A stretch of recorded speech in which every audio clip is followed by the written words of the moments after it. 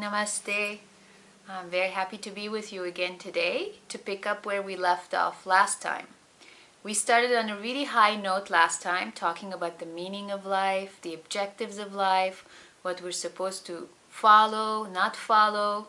So it was quite abstract. And the beautiful thing though was in that sutra was that we brought everything down to a very concrete, applicable or experiential detail, which was the condition of arog, meaning health, being in a body that's free of disease. And this, you can say, is a general rule about the Vedic shastras, is that they can be talking about very abstract, very philosophical concepts and ideas, but then it always comes down to a very personal level that you can and should be experiencing yourself, not even a friend or a neighbor, but you yourself in your own skin. And that's what makes them valid throughout time. So today, I would like to take that thought, follow the logic through and take it a little further. We'll be going deeper and deeper into understanding all the elements that go into making that condition of being able to live out our dharma to its fullest possible. And we're going to see what is hidden. It's all like, it's not that it's hidden, it's all like it's organized in different layers. You have a gross layer, then you have a more subtle one, a more subtle one, a more subtle one. And it's all very beautifully done. So I know you're going to enjoy this with me. So last week, as I said, we stopped with arog, or we started with arog, the state of the body being disease-free. Arog literally means disease-free. Like in English, disease is a term that's made up of the word ease, and dis-ease meaning being in a state where your body is not comfortable. It's experiencing some things that are taking it away from its normal state of balance. In the same way, arog has a lot of depth to how the word was put together, but we're not going to touch on that specific term today. I would like to use another term that's a synonym of arog and focus on that in order to develop ideas, and we will come back to the term arog in future sessions. Another very common and prevalent term for health besides arog is swast. And this term is very special. And we're going to work on that right now through this following sutra, which defines what swast is. When arog is absence, a means na, none, rog, disease, absence of disease, swast, let's see what swast means. So the sutra says, swasmin tistati iti swastaha. Swasmin tistati iti swastaha. This is a very interesting definition because it uses the term that it's trying to define in order to define itself. So I guess it's Vedic humor. But it goes to show how much there is to this word swast. And let's take it word by word. Swasmin means he or she or that which is established in swa. Swasmin tistati. Tistati means established. That's the verb for being established or being present in. Iti swastaha, meaning that, iti swastaha. That is healthy, or that is where health is found. So health is found there where the self is established in and within itself. But the definition of health itself means the establishment of self within self. So it's a loop. There's a loop there. How are we going to break out of this loop to understand what swa means? The Vedic shastras have such a deep understanding of the self. We've barely not even scratched the surface through recent findings the past 100 or 200 years or so concerning the mind, how the mind works, how it's related to the concept of the ego. You have the superego, and then psychoanalysis, psychotherapy, and all of that, which don't work anyways, as we all know by now. And the Vedic shastras have just a very practical, they're very commonsensical and very understandable way of defining swa. So let's look how they define life, which is an expression of swa, of self. There's another sutra that says, Sharir Indriya,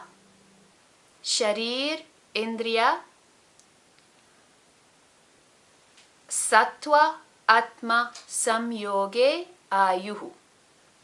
Sharir Indriya Sattva Atma Samyoge Ayuhu. Ayu is life. And life is made up of 4 elements that work together in the best proper combination, in a balanced samyoge, a union that is put together in an ultimately ideal condition. Samyoge. Sama means perfectly balanced. So life is the combination, the ideal combination, samyoge, of sharir, body, the reality of the body, the chemical, physical reality of the body, the physiology, the organs, everything that makes it up on a very concrete material level. Sharir. Then indriya, the senses. All that gathers information from the world and delivers it to the mind. The senses would be nothing with the mind, and the mind would be like a blind, deaf, dumb entity without the senses. So it's one level removed or higher than the gross physical body, and that's part of our identity. So the first gross aspect is the physical body, and then you get the mind, which is on a little more subtle level, but that depends on the senses gathering information and supplying to it.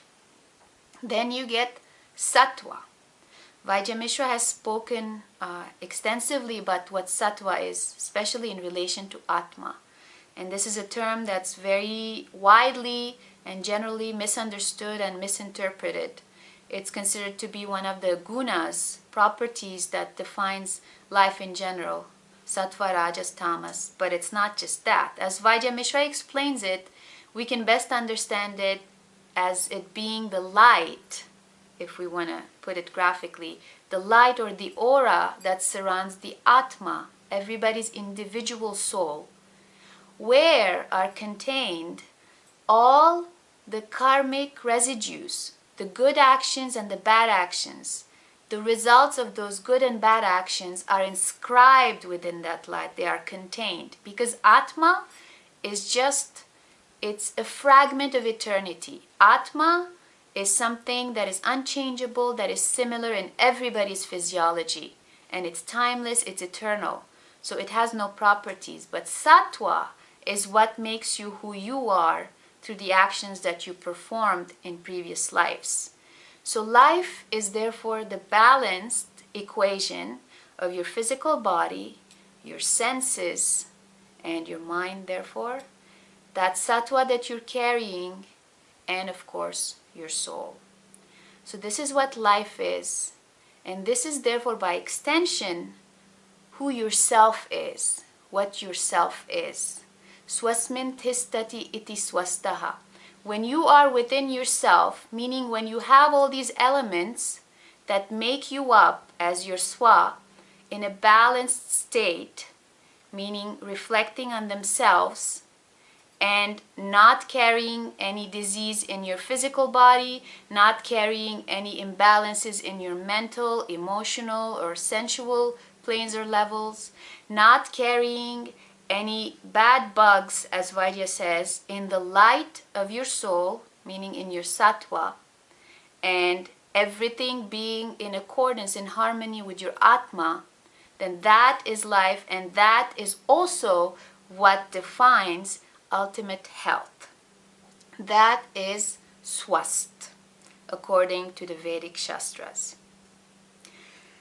Now that we have defined swast, and we have defined also, now that we have defined swast and we have defined life, let's see what the relationship is between diet, or between diet and between health in general.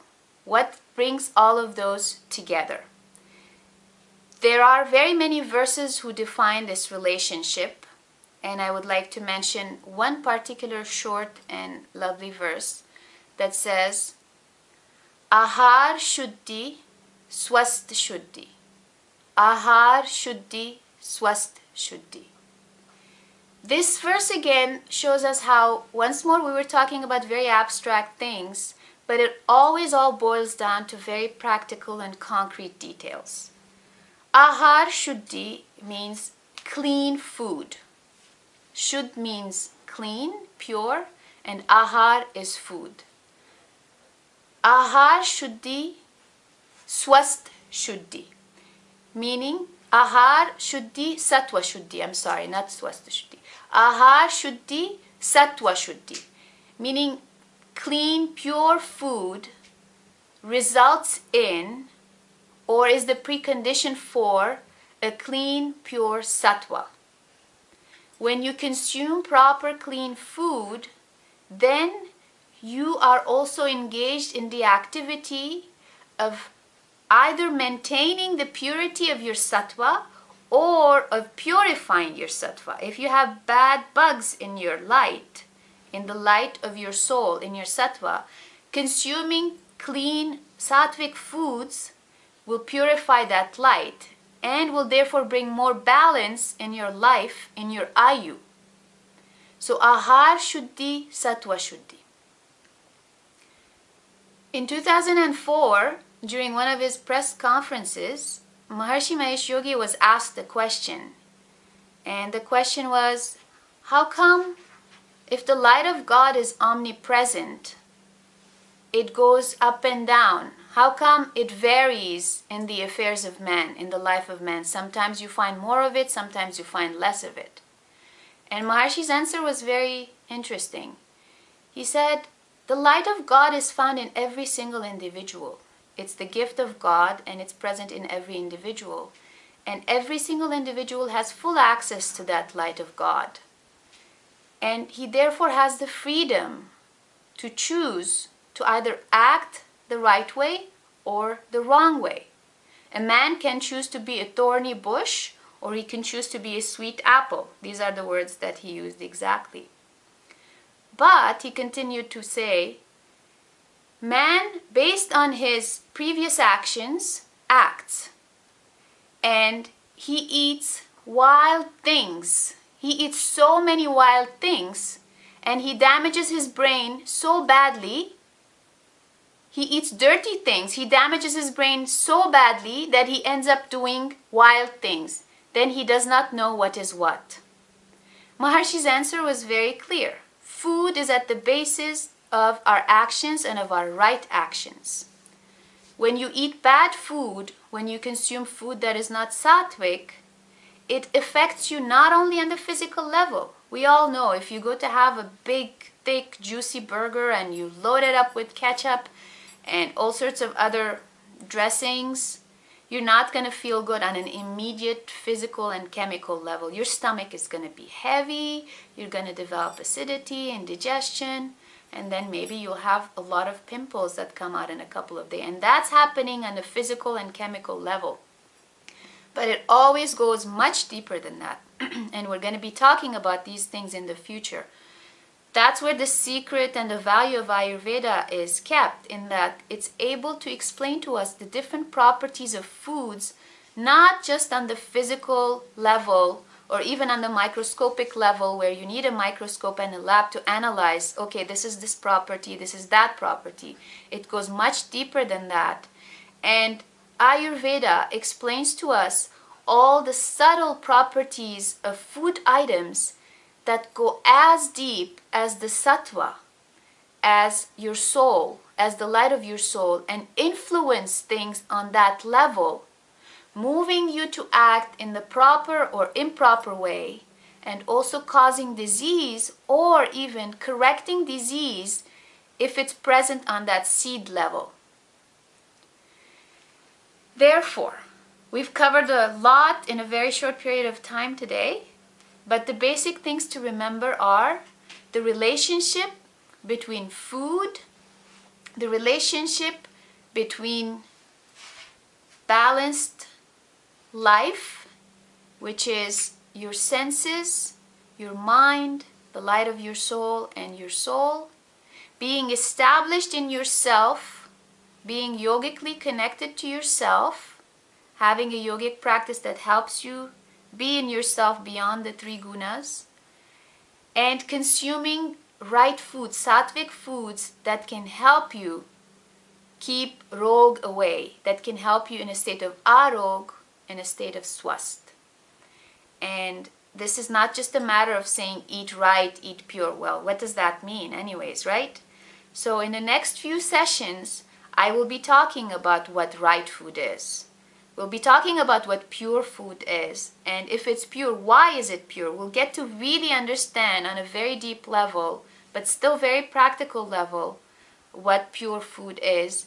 And also how many different qualities pure food has. It's not just that, it's pure in the fact that it's a pure ingredient, that it was present in nature as a pure ingredient. It also has to do with the way it was put together, how it was put together, so on and so forth.